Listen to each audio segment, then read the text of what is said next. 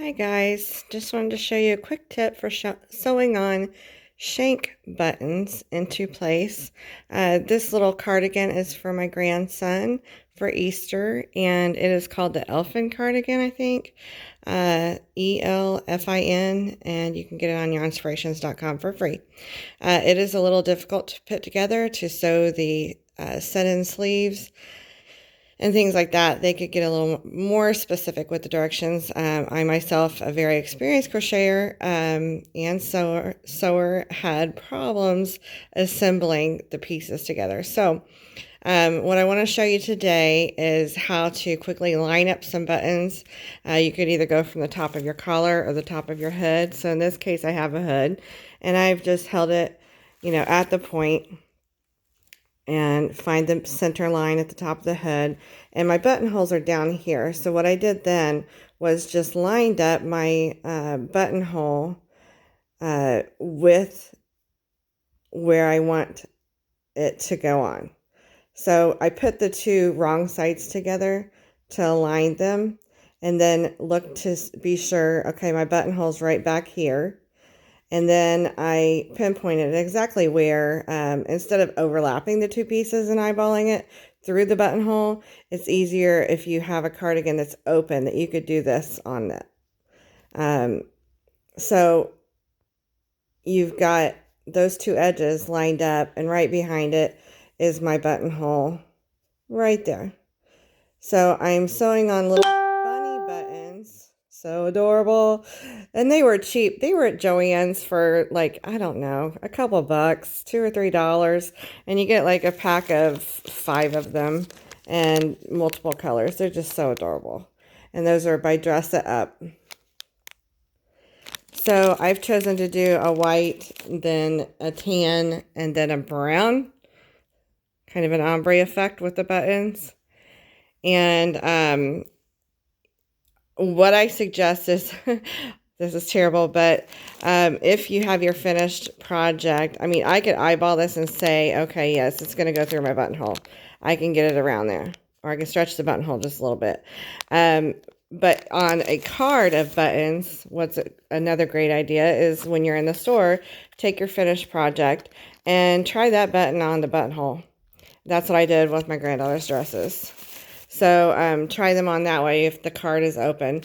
If it's not open, you can look at the, I kind of eyeballed it and put my finger through the buttonholes to be sure that, yes, this is slim enough I can get it through there. They're a little wonky to get through because you got to go over the ear first and then the rest of the body, but it's not too bad, and they're going to stay closed. So here is the tip for today for sewing on a shank button. Now, shank has a little loop on the back, and a regular button just has holes. So this one has a shank, and what I've done is just felt for where my buttonhole was in the back, lined up those two pieces all the way from the hood down, and then I am holding it. I anchored my thread by going down through the top, through the outside, after you knot it several times, go down through the top, and then back up. And you can either split between the two threads just below the knot so that you anchor that thread that way, or you can just loop through there a couple times over the area you're going into.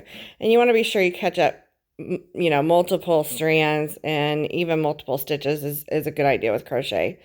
So what I'm doing is I'm just folding this like that and taking little bites. See if I can get this while you're looking. I'm holding the phone with one hand. So like this, and then since it's folded, I have plenty of bulk back there. And just take another bite, holding your fabric down like that, and you can get it in one motion to go, hold it with one hand. You can get it with one motion. Boy, this is tricky doing it with one hand. And go through, sorry, I missed the shank.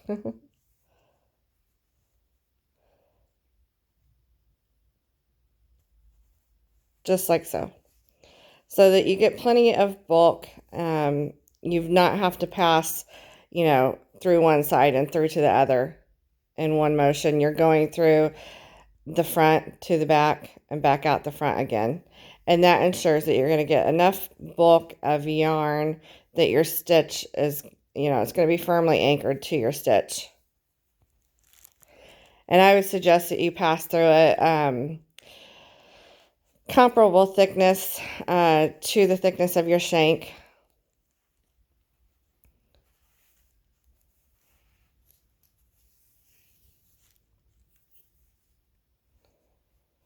So I've got enough threads through there. See if you can see this.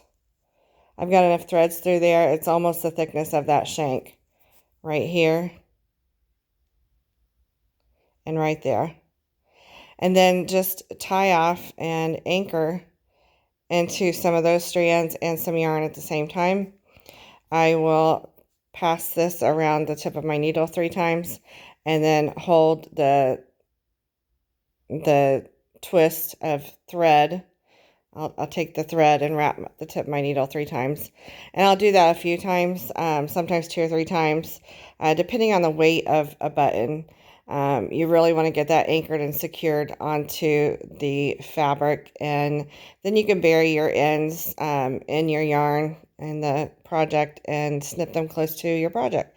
Just be careful not to snip your yarn. So there is the first button, and it's going to be so cute, so adorable for him. Have a great day. Everyone be blessed. Bye-bye.